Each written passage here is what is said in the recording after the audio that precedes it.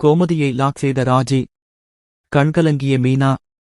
என்ன செய்யப் போகிறார் பாண்டியன்?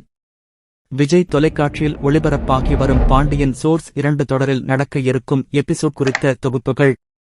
ராஜி அப்போ நேத்து நான் பேசுனது மறந்துட்டீங்களா என கேட்க நான் எங்க அண்ணனுக்கே பயப்பட மாட்டேன்.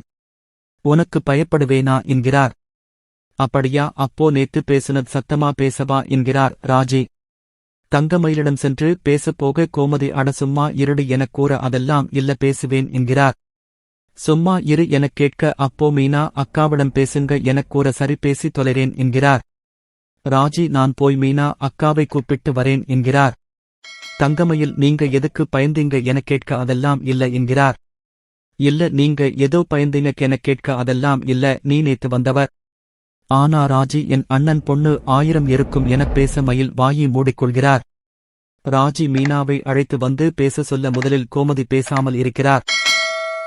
ஆனால் ராஜி திருச்செந்தூர் கதையை ஆரம்பிக்க கோமதி கேசரி என்ன கலர்ல பண்ணட்டும் என மீனாவிடம் பேசுகிறார். மீனா நீங்க பேசுறீங்க என கண் கலங்கி அவருடன் சமாதானம் ஆகிவிடுகிறார். உங்க பையனிடம் பேசுறீங்களா எனக் கேட்க கோமதி பேசுறேன் என்கிறார். ஆனா என் புருஷன் இல்லாதப்ப வாயவே திறக்க மாட்டேன் என்கிறார். பின்னர் மீனா, ராஜி, கோமதி மூவரும் சிரித்து பேசிக்கொண்டு இருக்க மயில் என்ன சண்டை போட்டாலும் ஒன்னா ஆகிடுறாங்க என அங்கிருந்து நகர்ந்து விடுகிறார். செந்தில் வேலைக்கு தயாராகி விடுகிறார். எல்லாரிடமும் சொல்லிவிட்டு கிளம்ப கோமதி செந்திலை ஆச்சரியமாக பார்க்கிறார். பாண்டியன் வீட்டில் இல்லாத விஷயத்தை சொல்ல செந்தில் கவலையாகிறார். பழனி, சரவணன் வந்து செந்திலை வழி அனுப்புகிறார்கள். மீனாவின் அப்பா வந்து செந்திலுக்கு வாழ்த்து சொல்லிவிட்டு காரில் மீனாவுடன் கிளம்புகிறார். கதிர் செந்திலை அழைத்துக் கொண்டு பைக்கில் செல்கிறார். கதிர் மற்றும் செந்தில் பாண்டியன் குறித்து பேசிக்கொண்டு இருக்கின்றனர்.